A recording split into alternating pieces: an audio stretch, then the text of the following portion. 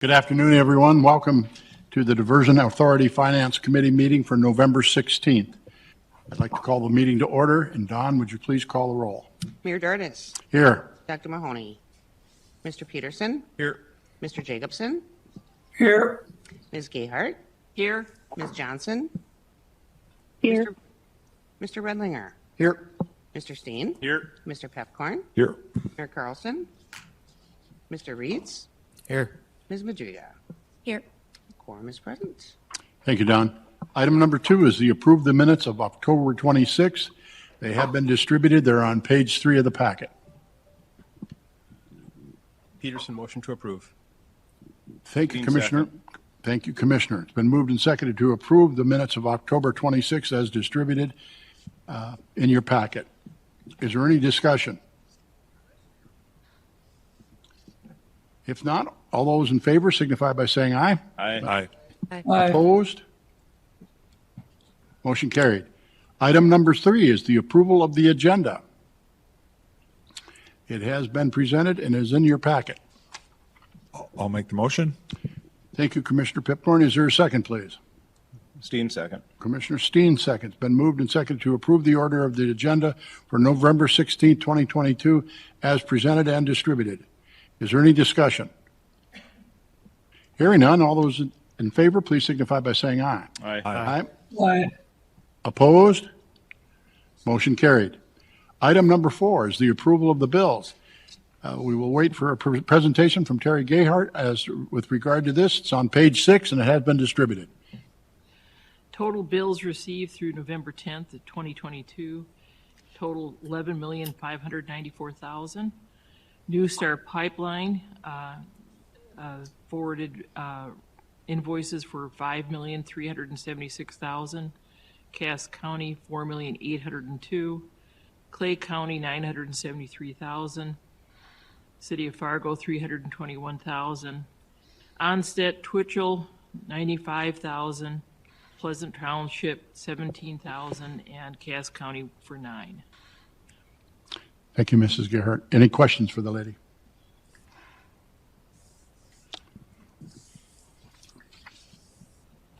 Entertain a motion to approve. Move to approve the bills. Thank you, Commissioner Steen. Is there a second, please? All second. Jacobson, second. Mike Redlinger, seconds. Been moved and seconded to approve the bills as presented by Ms. Gayhart and page 6 and have been distributed. Is there any further discussion?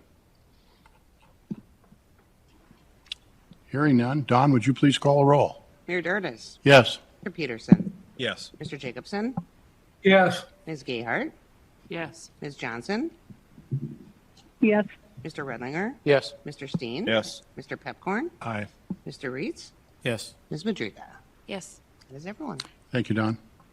Item number 5 is the finance report. Again, we'll call on Terry Gayhart with regard to that. It's on page 19. It has been distributed. As of October 31st, we had $145 million in cash and investments, $223,000 in prepaids, $354,000, almost $355,000 in liabilities, which leaves us at a net position of $145 million. Questions for the lady?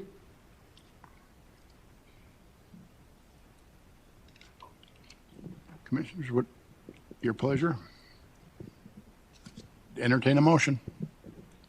Steen moves to approve the financial report. Thank you, Commissioner Steen. Is there a second, please? Jacobson, second. Thank you, Dan. Been moved and seconded to approve the finance report as presented by Terry Gayhart this afternoon. It's on page 19 and has been distributed. Is there any discussion? Hearing none, all those in favor, please signify by saying aye. Aye. Aye. Opposed? Motion carried. Thank you. Item number 6 is the Executive Director's Financial Report. We call on Mr. Paulson. It's on page 42. It has been distributed. Thank you, Mr. Chair, members of the Finance Committee. This month, we had a total revenue of $5.4 million, and which brings us to a fiscal year of $109 million. You can see here, though, just for your reminder, that the sales tax revenue is multiple months behind, where we are currently. It takes some time to get those reported. And so we are expecting to exceed our sales tax revenue in our budget this year, according to the projections of where we sit today. So everything looks very well. You can see here there were no major draws this month from the state dollars. So our revenue sits at $5.4 million. Certainly open for any questions on that. Any questions from Mr. Paulson with regard to the financial report? Mr. Chair. Mayor? Joe, at one time we talked about the O&M that's going on in the budget on the diversion and our City of Fargo's cost. Those are going to be weighted until the end of, I think, 26, 27, and then we're going to have a sit-down discussion on what to do in regards to that. In light of that surplus, would it be reasonable for us to relook at that? Mayor, that's a great question. We certainly can look at that sooner than later if you'd like. We've anticipated at this point that we would cover operation and maintenance costs in the project budget. However, and then O&M payments and budgeting would occur towards the end of construction, as you had mentioned, somewhere around 26, 27. We could certainly look at being more formal about that and starting to separate O&M immediately. Obviously, I think there needs to be some discussion with the City of Fargo and Cass County as far as what is eligible for O&M under the DA versus your respective member entities. And so we could start that discussion. I had thought, there would be some value in doing that in 24 as we move forward and getting that all cleared so that we can start to track proper O&M budgets, because the core projects are also going to start to come online and transfer responsibilities over to the authority. Some of them have already started. SE1 will start, right now.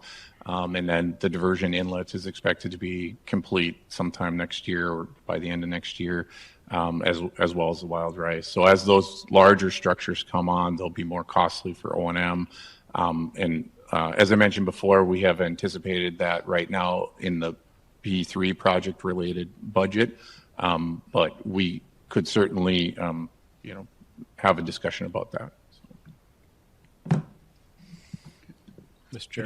Additional question, please, Commissioner. To follow on Mayor Mahoney's question, it may be prudent, if nothing more than an educational piece, Mr. Paulson, just to get us up to speed in terms of where you think things are going to lie, because you said as things get completed, we'll then have to maintain them because they'll, in City Fargo proper, they'll then pull off. So it may be prudent, like I said, and if for no other reason than to educate the board as an exercise. So I think it's a good idea.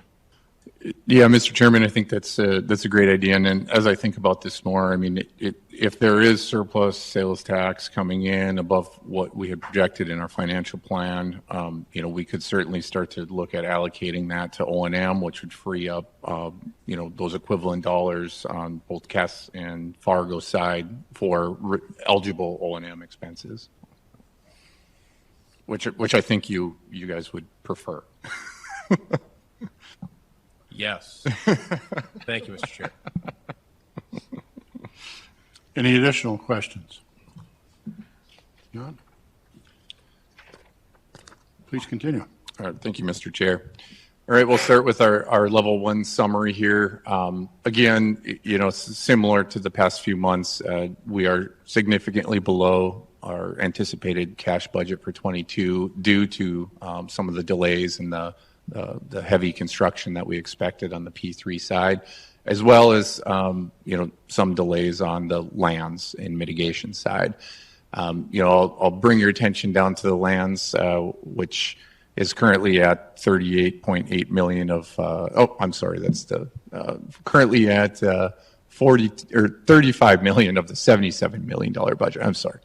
And some of the reasons for that, as we anticipated the 2022 cash budget, we had anticipated the flowage easements all going out, which most of them did.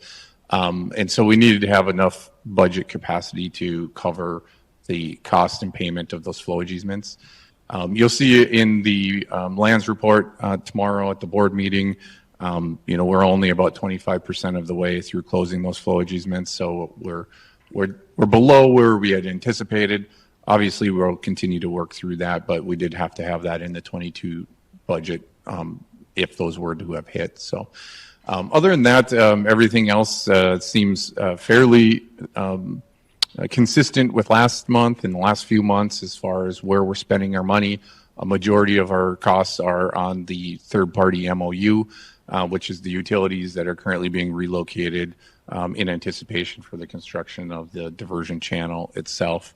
And you can see I think we did a pretty good job of budgeting on that line item, and that one is going to be pretty close to where we budgeted for 22. Other than that, no significant concerns on any budgeted items here, but certainly open for any questions. I don't know if it's necessary to dig into level 2, but we can if there are questions on the higher level here. Additional questions? Anybody want further explanation? All right. Okay, we'll move into, there you go, thank you, Paul. The admin budget report out. Again, you can see where we're at here, cost to date, $895,000 of the $1.255 million budget. We are now fully staffed from what we had anticipated for 22 with the hire of Madeline on the land side and Tom Fuchs on the construction management side. That filled those 2 open positions. And so we are on track to probably be under budget some for this year, just due to the timing of when those employees came on board. So. Any questions on that? Mr. Chair. Please, Mayor. Joel, sometimes when we go through stuff in our commission and our costs, we find there's some unusual bumps or bumps or something that we didn't anticipate. When you're doing this on your salary benefits and all that's gone on in your part, if you were under like Terry's system, any kind of changes you would normally report to the board. Is there any unusual expenses in your operating expenses that you feel that you were surprised and had to do, or do you feel that it basically followed what you told us a year ago? Great question, Mayor. I think if we were to dig into these deeper, the only one that seems to be out of whack from what we had anticipated in 22 was travel expenses. And a lot of that is due to the significant number of awards that the authority has won that we couldn't have anticipated at the beginning of the year. But I do think there's value in attending those and being present and talking about our project and where we're at. Most of these awards are attended by people in the financial markets and specifically financial folks that have borrowed money to our developer to allow the P3 to move forward. So maintaining relations with them at those events are extremely important. A lot of discussions, obviously, of the progress and how things are moving forward need to take place. And so we try to add value to those whenever we can. But if you go to those awards, then if one of the politicians went with Chad Peterson went or something, does the Diversion Authority cover those costs? That's correct. Yes, we do have a reimbursement policy at the authority for member entity members of the board for reimbursement of those travel expenses. Yes. And is that type of expense categorized under other? Yes.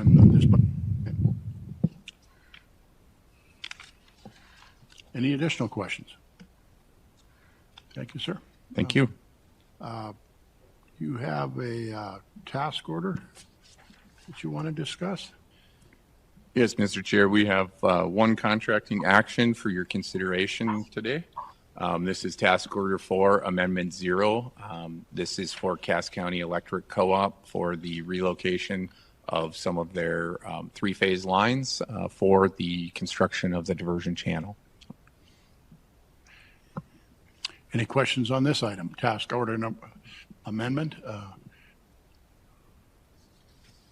for the amount of $371,850.60. Move to approve. Thank you, Mayor Mahoney. Is there a second, please? Peterson, second. Thank you, Commissioner Peterson. Been moved and seconded to approve the contracting action of Cass County Electric Task Order 04, Amendment 0, and on page 51 of the packet. Is there any discussion? Hearing none, Don, would you please call the roll? Mayor Dardis. Yes. Dr. Mahoney. Aye. Mr. Peterson. Yes. Mr. Jacobson. Yes. Ms. Gayhart. Yes. Ms. Johnson. yes, Mr. Redlinger. Yes. Mr. Steen. Yes. Mr. Pepcorn. Aye. Mr. Reeds. Yes. Ms. Majuga. yes, That is everyone. Thank you, Don. Motion passes, of course. Item number 8 is the other business, and the item is the draft of the 2023 cash budget, version number 2. Mr. Paulson. Well, thank you, Mr. Chair, and we'll be going through this line item by line item here. I'm just kidding. Nothing has changed from last month's draft budget as it appears in your packet. Obviously, we wanted to allow some time because this is a large budget, and so if there are any questions related to any of these line items, we can certainly discuss that. I do want to note that the draft budget that will come before the finance in December will be our recommended final budget. There will be some changes between this budget and that one due to the timing of some items that we are currently working on. One of those is the rail abandonment for the Red River Valley Western Railroad that comes into Horace. We are anticipating a payment to them, but we're not quite sure yet when that is going to hit, whether it's be in 22 or 23. We will have that clarity by the December finance meeting. And then there's an awful lot of utility relocates that are happening right now. And depending upon the timing of those invoiced dollar amounts, either hitting in 22 or in 23, will make a significant impact on the third-party MOU and utility work that we're doing. So we'll have much more clarity prior to sending out the packets in December for that Finance Committee meeting. But I think today certainly open if there's any members of the committee that have reviewed this that have any questions prior to kind of the final draft preparation in December. We can certainly discuss that here. Thank you, Mr. Paulson. Any questions? Please, Commissioner Peterson. Mr. Chair, thank you. Mr. Paulson, does the developer, our P3 developer, or other partners review this and approve? Do we, my logic being no more complex than, it seems pretty easy question to ask them if this is an accurate number. Do we, I'm presuming we do, but just asking the question for sake of clarity.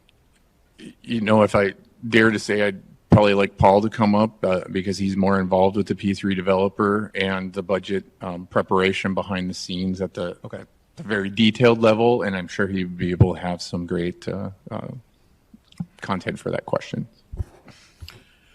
Sure. Do we run it past the developer? No, we don't, but we have our internal team review any of the potential contracting actions, compensation events, authority change requests, developer change requests that we have and that we think will be in the budget next year.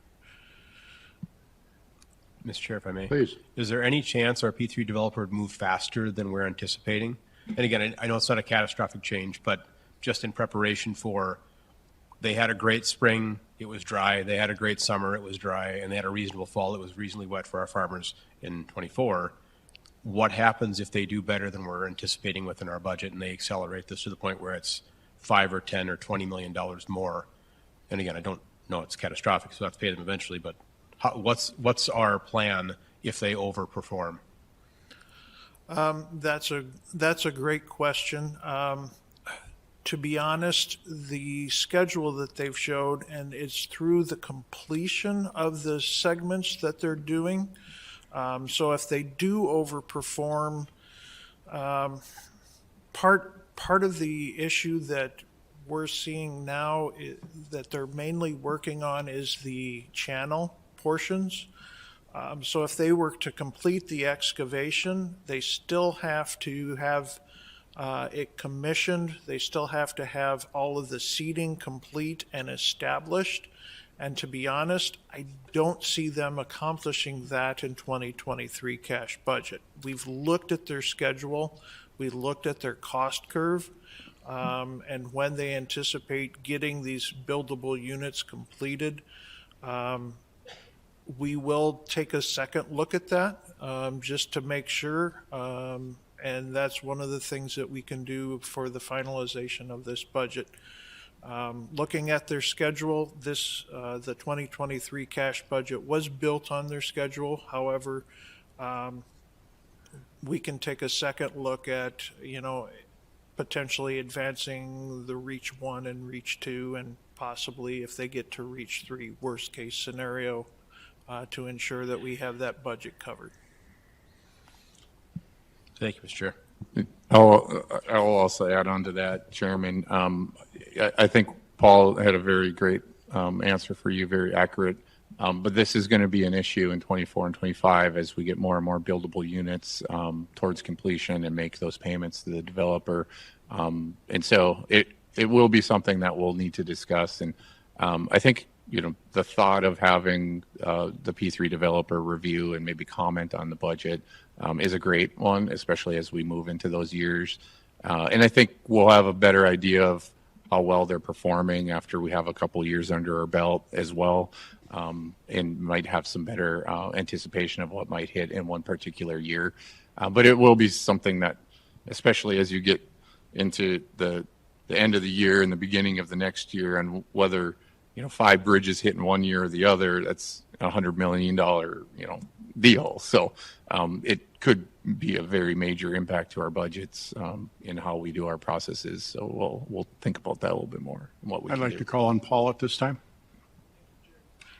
One other thing that I failed to mention is that as part of now that they've hit Notice to Proceed 2, we are requiring a monthly update to their schedule, which is also a cost-loaded schedule. And so we'll be able to see in their schedule on a monthly basis where they'll land and if they are advancing to these things. So do we have a schedule of values with this project that basically lists an inventory? Schedule of values lists an inventory of what the widgets are producing and the value of each widget? Yes. Perfect. Okay. I mean, if you look at the P6 schedule on this project, it's over 20,000 line items. Yep. And they're tied together into the buildable units with the cost assigned to the buildable units. So the completion schedule, we can develop a cost curve, we can develop when we think those payments, when they currently have them assigned within their schedule. Mr. Shockley, do you have something to add for us? I was just up here to support what Paul was saying, that it's, just to be frank, I don't know if it's necessary to have the developer involved in it, because they have committed contractually to provide us a buildable unit schedule that shows the payment curve. And as part of that schedule, it's not like a traditional contract where you put the infrastructure in the ground and you get a 95% payment. They have to complete the buildable unit, so they may get paid for a buildable unit that was completed 2 years ago because they just weren't quite finished with that buildable unit. Like I'll use a terrible example. I'm sure the engineers won't like it, but they had to put 2 bridges in. They put 95% of the bridges in 2 years ago, and they're waiting for some signs to show up. They don't get paid for that buildable unit until the signs are complete, and then they don't get the full amount of the buildable unit. So it's a different contracting process for payments than your traditional contract, and it puts a lot of pressure on the developer to produce before they get paid. Thank you, Mr. Shockley. Any additional questions? Mr. Chairman, Mahoney. Paul and Joel, sometimes it feels like the DA board is disconnecting from the construction in some ways. I mean, when we did the inlet structure, we got updates, we got concrete, we got stuff poured. Now we're digging the ditch. I have no idea. I haven't seen a overview or a drone or anything like that. And I think to Chad's question, we in some ways feel disconnected. Are they on task? Are they close? Where are they? And then for a finance committee, where's the money going? We see these big charts, but I liked it when you bought land. Here we bought this time. We saw maps, we saw our progress. And I think to Chad's point, I'm nervous about getting to 26 and suddenly we're 30% behind or we're close. It'd be great to have a thing where you're ahead, right? But I almost feel if we can have videos, if we can update just kind of where you're going, because you guys are intimately involved with the P3 people. We're not. We don't. But we feel like the owners It's like your car's in production, it'll be done. Well, what part is done? Is the frame done, or is the engine there, or what's there? It would be so kind if every other meeting or whatever for finance, the money part, I'd like to see where we are with that. And John's confused us because he's got money from all over WFIA and all these different places. Did we get all the money from the state? Is that all in the bank somewhere? Did we get the money that we have and we need? And then what have we spent so far? I can see it in the big charts, but it'd almost be nice to see what part is done, if the outlet is done, or if we're getting close to where we're doing. Red River Valley Water Supply, we know the outlet's done. We had a picture of it. I saw it. I know that's done. But if you would be so kind, as far as I know, you got bridges, you got ditches, you got different stuff done, but we should see some product, utilities done, this done. And I don't mind it in a table, but I wouldn't mind a visual. Can I kind of see what the owners are getting? Yeah, Mayor, that's a very reasonable request. And I think, in my mind, maybe a dashboard that would kind of lay out specifically to the P3 and allow the board members to have more information at their hands. John and Paul both referenced the monthly reports. We are summarizing that somewhat into the monthly reports to the board, but we could get more detailed if you'd like. But you're absolutely right. Fortunately, tomorrow we do have a drone flyover that shows the P3 production, so you'll get to see that at the board meeting. It's a fabulous video. Tom narrates in the background, but it's going to give you a sense of what they've been up to in the last month. And there's been a lot of excavation that's been occurring. We'll also update you on their operations, how often, they're running around the clock right now with 50 pieces of equipment, I think, Paul, 50 some odd pieces of equipment. So 3 different shifts of operators. And so it is pretty impressive already where they're at. And, it's hard to believe that it's happening right now when you look at the weather outside, but it is. So, but we'll take those comments and we'll talk about how we could come up with a better dashboard, and we'll work on that. Thank you. Yes, please, Mr. Peterson. I think you're actually close to being done with that already. What I would do, I'd take the report you give us from Lands, the graphic, and just change the colors to 0%, 25, 50, 75, 100, graphic scale, colors, up and down the channel, inclusive of our Army Corps friends. Done. Lickety split. We can hand it out to state legislature. We can hand it out to our friends in St. Paul. What's your progress? Pictures with 1,000 words. Here's our progress and here's our phasing. Any questions, let us know. Sounds great. We will put something together. Thank you. Any additional questions from Mr. Paulson? Mr. Paulson, do you have anything else for us? No, I do not, Mr. Chair. All right. Does any member of the Finance Committee have any questions or anything that they'd like to bring forward to this afternoon? Not? All right. Our next meeting is going to be December 14th. There will be some subcommittee meetings on the 2023 budget and we'll keep you posted as when we're going to have those. They might be lunch and learns and whatever, but we will be looking at some different levels of some of these line items. So, is this Commissioner Steen's last meeting with us? I have one tomorrow.